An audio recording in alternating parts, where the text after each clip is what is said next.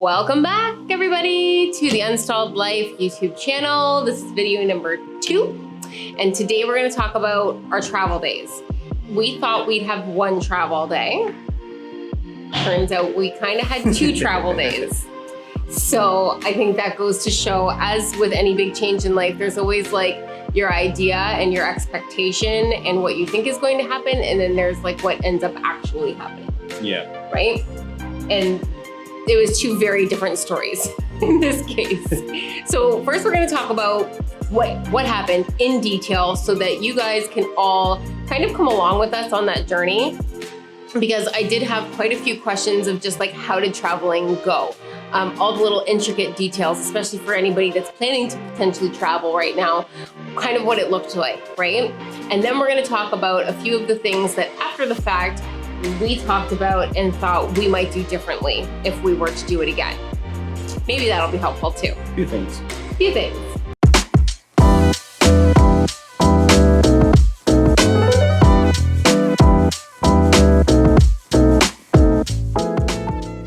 The day that we left, it was December 6th. Cold in Canada. And it was early, it was dark.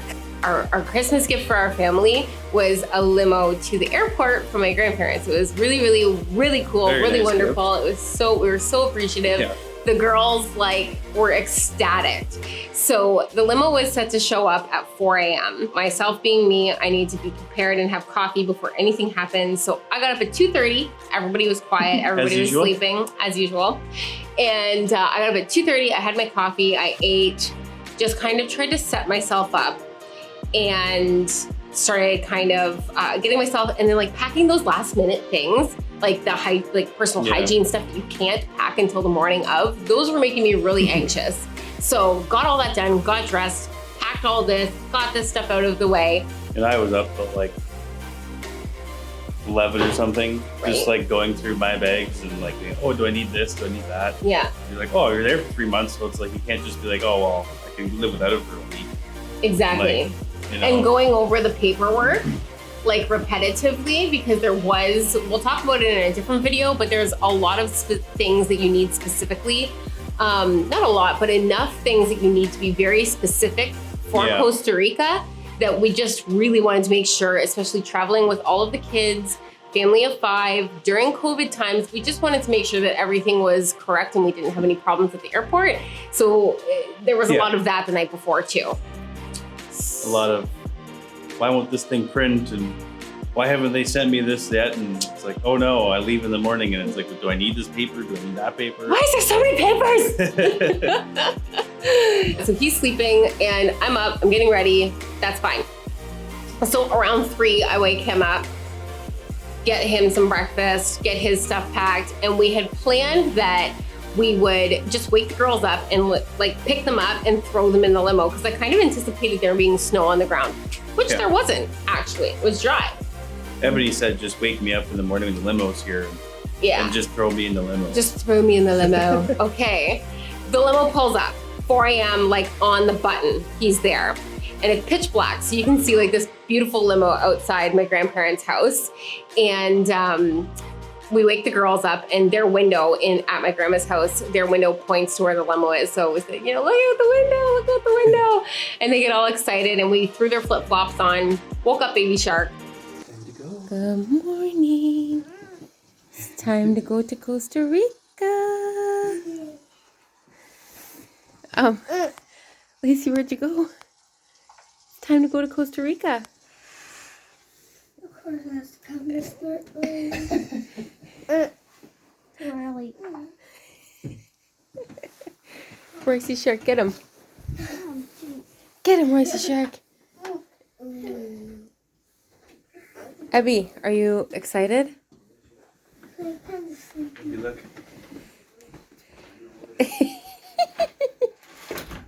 Hi.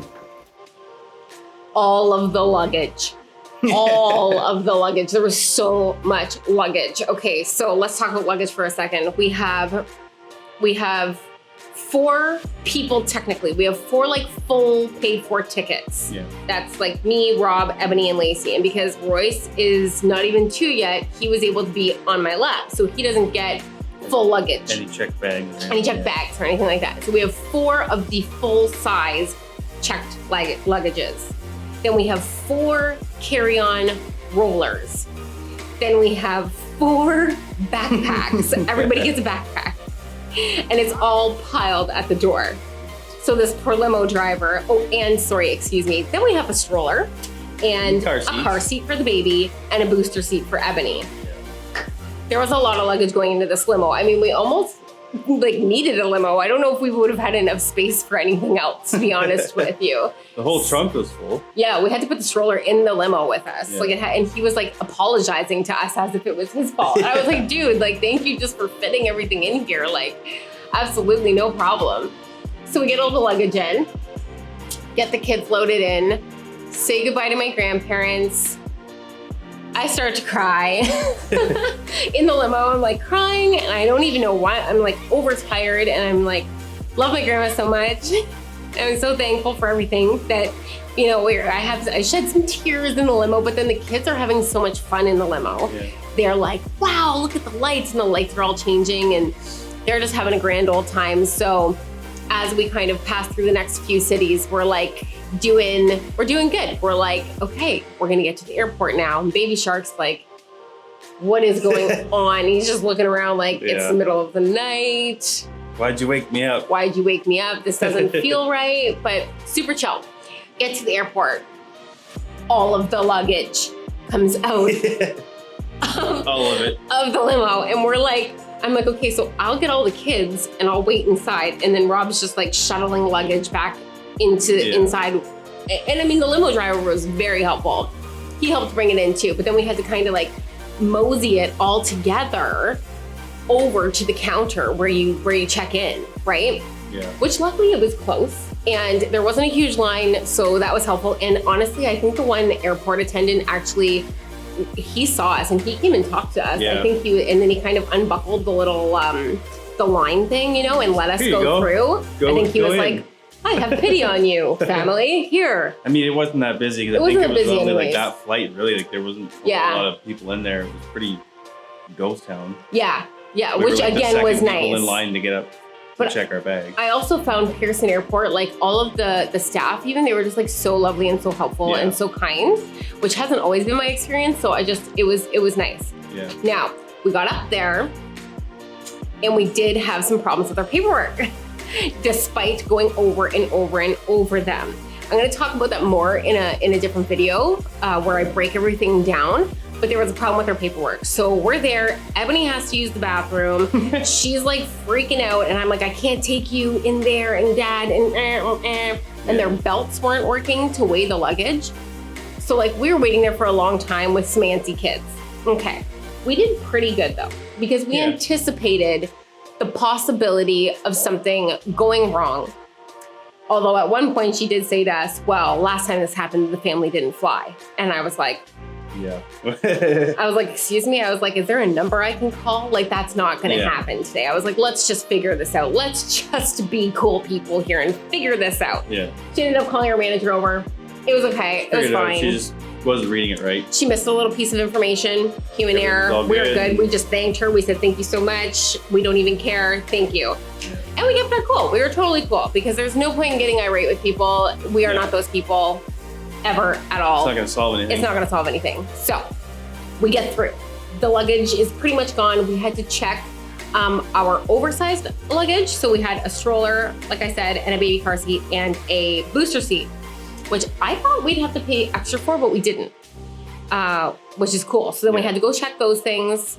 We got to bring the stroller all the way to the gate and right to, as we were walking into the plane, which was also nice. That's a really nice detail for anybody that's traveling with a baby, because you got to take your stroller through that whole giant airport. That was handy.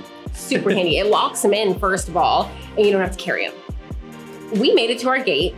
And it didn't even take us that long. We went through customs. Customs was surprisingly super chill, super easy. Again, very helpful, very kind. The kids even, I kind of prepped them beforehand. I remember saying to them the day before, I said, now when you get to this one place, you're gonna have to open your backpack, you're gonna have to take out your iPads, electronics, and then you just listen to the person's commands. And they were so good. pre-prepping They had their was good. backup. They had their backpacks, and they each carried a rollie, and they were so good. Yeah. And they were good. Like Rob really had a lot of electronics with his My camera carry-on gear. and my backpack were all just camera gear. All camera gear. So he took a little bit longer because they really had to go through that stuff. And the girls were really good to just stand with Baby Shark, you know, watch him, keep him content and happy while I kind of helped and tried to get everything reorganized. And then once we cleared customs, got to our gate, sat down. Lacey and I went and got some food, Starbucks, doodly-doo. We sat down, we ate, and I felt like we used the bathroom, and it was like time to board the flight. Half an hour wait, maybe? Yeah, and we were there the 3 hours beforehand. Yeah, we were. It didn't feel like 3 hours. Like I didn't feel like I was in that airport for 3 hours. There's a longer wait just, on the plane to fly out than it was sitting there. We were missing a few people, and they had to de-ice the wings and all stuff like that. So we left almost an hour late. Yeah. Delayed. So that was a bit much, but it's all part of it, you know. And Baby Shark. So once we're on the flight, you have to wear a mask the whole time right now because of COVID, right? So from the time you entered the airport, flew, exited the airport, like you had to wear a mask that whole time. And they were quite like strict and diligent. I had mine down at one point because I was drinking, and I left it down. Honestly, like I didn't even realize I was doing it. And she came and told me to put it back up, and I was like, dude, I'm sorry. Don't get me off the flight. Baby Shark, of course, didn't need to. Obviously, you Yes. can keep it down. But with the snacks now leads me to a good point. So they weren't actually serving food on this flight, which I don't actually remember being pre-warned about that because I am me, and because I'm traveling with children, I packed food. But I did hear somebody get a little irate behind me because it's a 5.5 hour flight. Yeah. And they didn't serve any food. And I guess this person was not aware. We were not aware either, but I always pack food almost anywhere I'm going. So we were okay. Be prepared. Be prepared on that one. They did still serve you a beverage once on the 5.5 hour flight. And they Coffee did. at the beginning of the flight. Yeah, I really could have used a cup of coffee at the end of that flight. I'll tell you that right now. Oh my gosh. I was like, is there any coffee anywhere out here? Like any end of the pots anywhere? Yeah. Just spent 4 hours with 3 kids on the plane. You think we can get a little pick-me-up here? Yeah, a little bit. Please throw me a bone. They did, however, I wanted to touch on this because I thought it was kind of cool. They did give us each person a Ziploc bag with a mini bottle of water, a pack of cookies, a pack of headphones. Usually you have to pay for the headphones. I was surprised about the headphones. Little bottle of hand sanitizer and a mask, another mask. Is that all that was in there? I think so, yeah. So, and it was all just like, it was very like sanitary. It was very COVID friendly. And I just thought that was kind of a nice touch that you didn't have to pay anything extra for. Pros and cons, right, of flying during COVID times. As far as the kids go on the plane, they had snacks, they had a little mini coloring book, they had a pack of markers, and they had their iPads, which we downloaded movies on Disney Plus and Netflix before we took off. So they each had a set amount of movies or shows that they could watch. And all of our luggage on the other side, all of our luggage came through, our stroller, our car seats, everything, boom, was right there. Checked all our passports, checked our stuff. It took a little bit of time. The kids were getting antsy, but so it was one of the easier of what we've experienced in the past. Then we get out and we had a driver arranged. We had a wonderful driver arranged who had been waiting for us because remember, our flight was delayed. So we go and then start strapping our epic amount of luggage to his vehicle.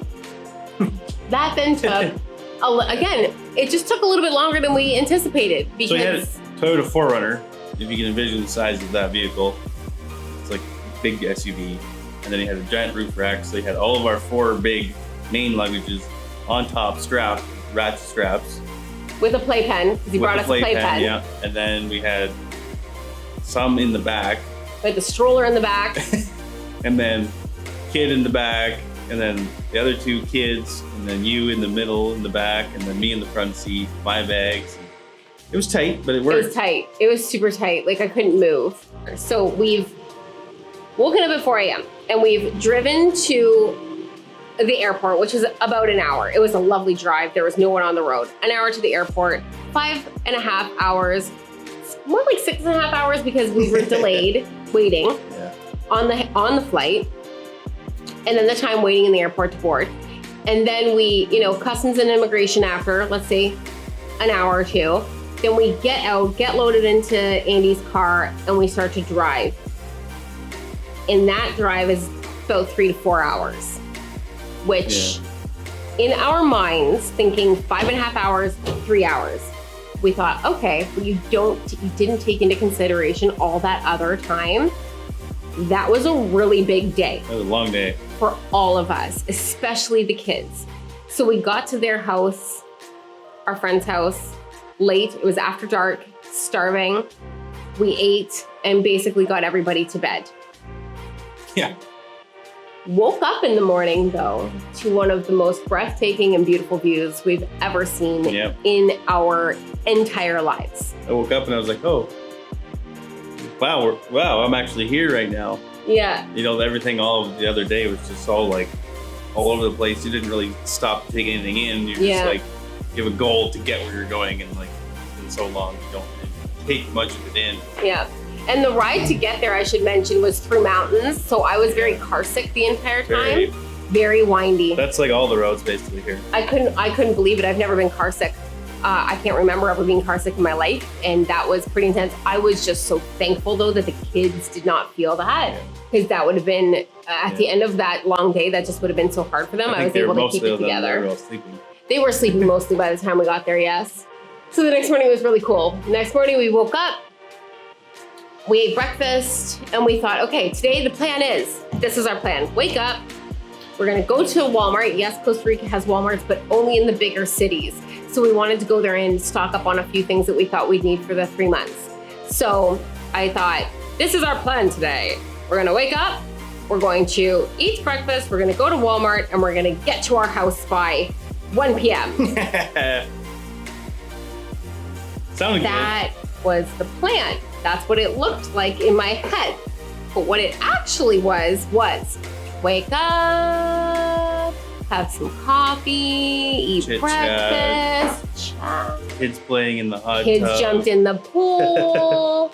And I was like, hey, we're in Costa Rica. You can't not jump in that pool that's in front of the mountains right now. Yeah. Rob got out his drone. I was taking pictures everywhere. So we hit the road at like 10. We go to Walmart, and Walmart is similar but not the same as home. But we got what we needed. Everything's in Spanish. I can't read the labels, and we have like allergies in the house, so that was a struggle on its own. Again, another video. But then Andy wants to show us a town, Dominical, and a beach, and we're gonna stop for lunch. So again, you're like, oh, we're just gonna stop for lunch. Yeah. Quick lunch stop. But there was a beach. So then we played on the beach a little bit, and then we found an ice cream shop that had vegan ice cream.